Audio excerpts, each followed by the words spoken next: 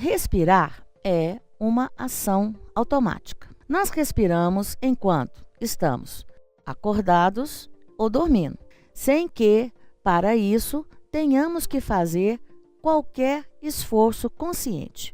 Podemos variar o ritmo da respiração, como em geral acontece quando paramos para pensar sobre isso. E podemos conscientemente respirar mais profundamente. O que não podemos fazer é parar de respirar mais de 1 minuto. Se a respiração é contida por muito tempo, nosso encéfalo assume o controle, enviando automaticamente impulsos nervosos ao diafragma e aos músculos intercostais, instruindo-os para se contraírem. O ritmo e a profundidade da respiração também são controlados quimicamente. Durante o esforço, os músculos aumentam a produção de gás carbônico, que começa a se acumular no sangue. O centro respiratório do bulbo detecta esse aumento e acelera o ritmo e a profundidade dos movimentos respiratórios, de maneira a eliminar o excesso indesejável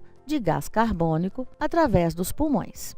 Vamos pensar nesse texto todo na forma de um esquema para ficar mais fácil a compreensão. Se então eu tenho algum estímulo que vai interromper a homeostase, ou seja, o equilíbrio, Esse estímulo que vai interromper pode ser o aumento, da pressão de CO2 ou a queda, por exemplo, do pH, a redução do pH ou da pressão de O2. Isso vai fazer com que ocorra, nos receptores, isso daqui vai afetar os receptores do bulbo, que é o centro, de comando dos movimentos respiratórios, e aí o bulbo vai enviar um impulso nervoso aos efetores, que são os músculos intercostais, e diafragma. Aí esses músculos, então, vão atuar no processo da inspiração e da expiração, fazendo com que isso daqui volte,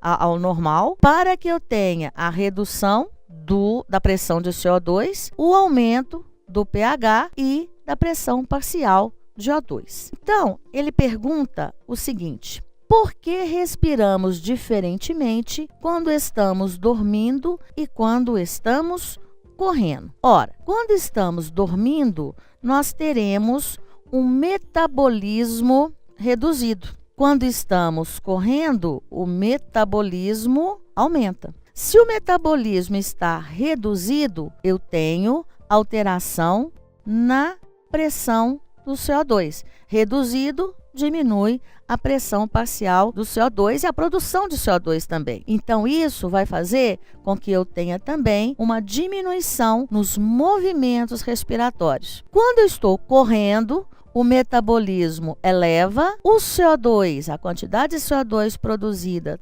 também aumenta, e aí eu vou ter também um aumento dos movimentos respiratórios. Na letra B, qual o principal mecanismo que o nosso corpo usa para informar a necessidade de mudar o ritmo respiratório? Esse mecanismo usado é o teor, a taxa de CO2 que estará presente no sangue.